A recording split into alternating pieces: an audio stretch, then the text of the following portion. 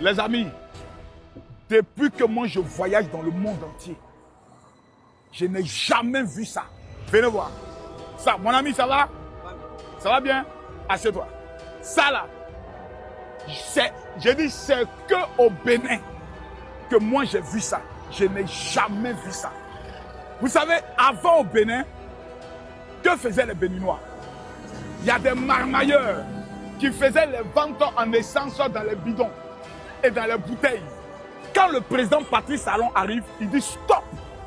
Pour la première fois, on a des stations qui permettent de pouvoir ravitailler. Et vous savez quoi?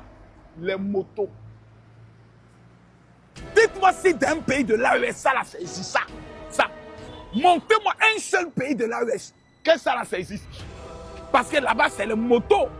Mais il n'y a qu'au Bénin seul. Ça va? Je n'ai jamais vu ça. Voilà. Parce que vous, les Béninois, il y a des choses que vous voyez ici, vous ne savez pas que ça n'existe pas ailleurs. Mon frère, ça là, ça n'existe dans aucun autre pays qu'au Bénin. Vous êtes un peu béni, dis amen. Ton amen n'est pas clair. Même vélo. Le jour où tu prends essence, viens prendre essence, c'est ici.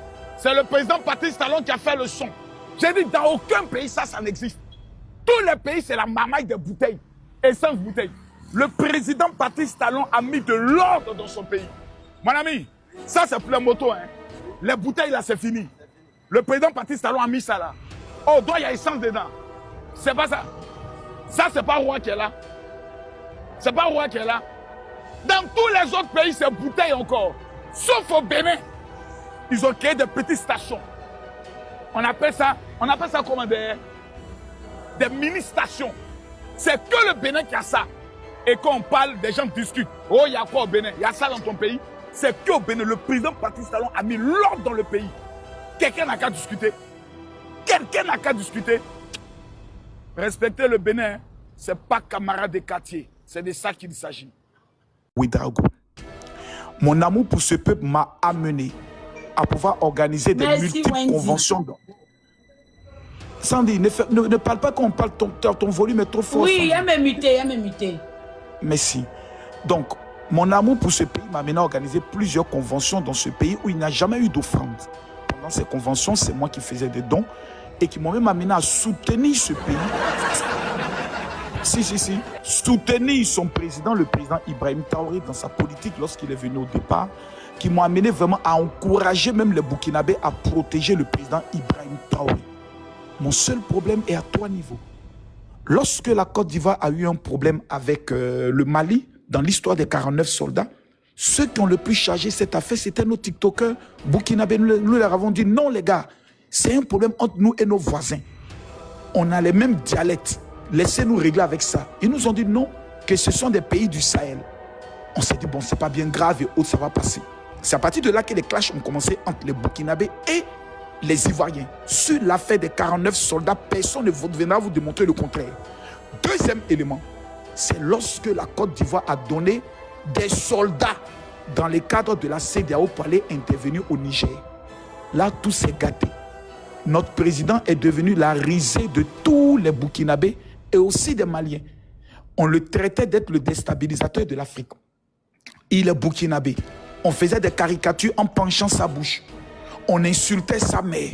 On lui souhaitait la mort. À telle enseigne même que des Maliens dans une ville ont rassemblé des imams pour le maudire. Malheureusement, il y a eu un attentat terroriste dans cette zone-là. Leur prière n'a pas pu empêcher cela. C'est le deuxième élément.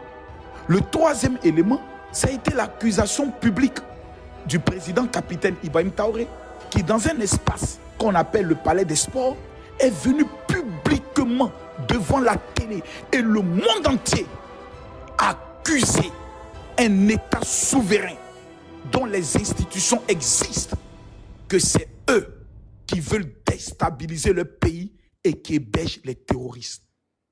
Il y a 3 ans de cela, j'ai mené des démarches auprès de plusieurs blogueurs, plusieurs TikTokers. Je me faisais même des reproches à mes parents ivoiriens pour dire, oh, vous exagérez, laissez tomber, s'ils disent ainsi, peut-être qu'ils ont des preuves, mais laissons tomber, n'exagérons pas. Parce que je connais mes frères ivoiriens. Ils ne savent pas faire la guerre, ils ne savent pas arrêter une guerre. Ils sont des extrémistes. Et j'ai pris le soin de dire aux gars, arrêtez. Jusqu'au jour où notre président Alassane Ouattara est allé en voyage. Ibrahima Maïga, Romy, sans citer les autres TikTokers, l'illettré de Prisca, ont donné l'information au monde entier et aux Ivoiriens. Commencez à pouvoir vous préparer parce que Alassane Ouattara vient de fuir le pays. Soro Guillaume est rentré en Côte d'Ivoire. C'est lui qui sera le futur président. J'ai dit, là, nous sommes en train d'aller maintenant dans la déstabilisation de mon pays. Parce que souhaiter que Soro Guillaume devienne le président, c'est comme si moi je souhaite que Diko, qui est le chef des terreaux, soit le président du Burkina Faso. Si moi je donne cette information, que comme Ibrahim Traoré a fui pour aller en Russie, Diko est rentré dans le pays, il est à Ouagadougou, aucun Burkinabé ne va me pardonner cela parce que c'est un criminel. Soro Guillaume est reconnu en Côte d'Ivoire comme un criminel. Je me suis dit, certains Burkinabés veulent la destruction de mon pays. Parce que souhaiter que Alassane Ouattara, qui a transformé notre pays, qui est le seul président qui permet que les Burkinabés, les Maliens soient à l'aise en Côte d'Ivoire après au feu Boigny. Parce qu'avant, en Côte d'Ivoire, on brûlait les Burkinabés. On les chassait dans des villages. J'ai des vidéos et témoignants. Je me suis dit, il faut que je défende mon pays. Si je ne défends pas mon pays, que la volonté de ces activistes burkinabés s'accomplit, mais mon pays va connaître au moins près de 20 à 30 à 40 à 50 000 morts. Parce que celui qui touche Alassane Ouattara déclenche de mon pays une guerre civile. Et les partisans d'Alassane Ouattara sont les nordistes. Ce sont...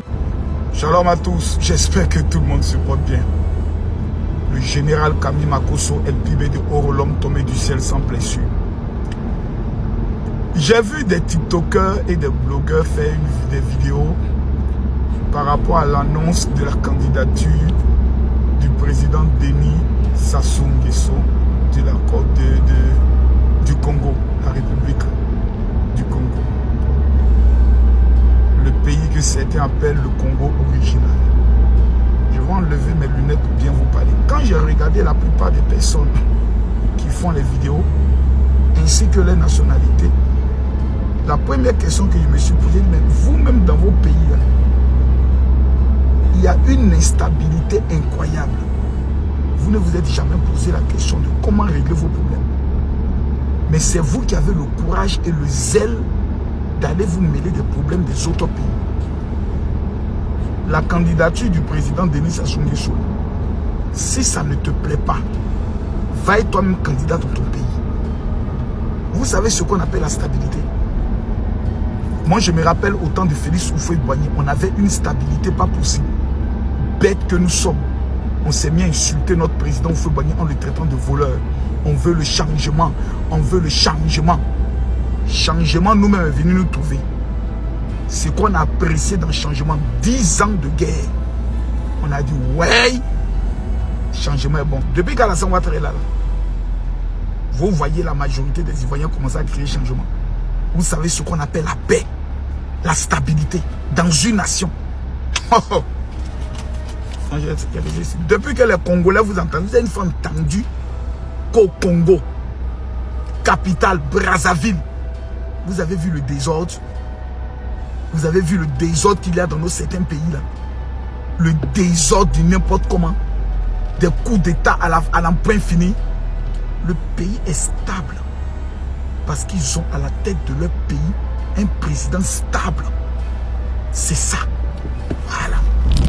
La Russie est stable parce qu'ils ont à la tête de leur pays un homme comme Poutine. Allez demander à Poutine, ça fait trop longtemps que tu es au pouvoir. Allez lui dire ça.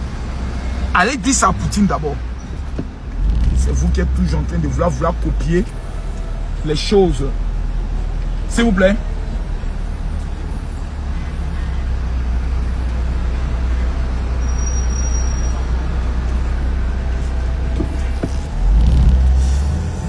La stabilité. La plupart des pays européens que vous voyez là, chez eux là, ils n'ont pas de problème d'eau, d'électricité et de route. C'est pour ça qu'un président peut faire 4 ans parce qu'il n'a pratiquement rien à faire. La seule chose maintenant qu'ils ont à faire, c'est de chasser les étrangers.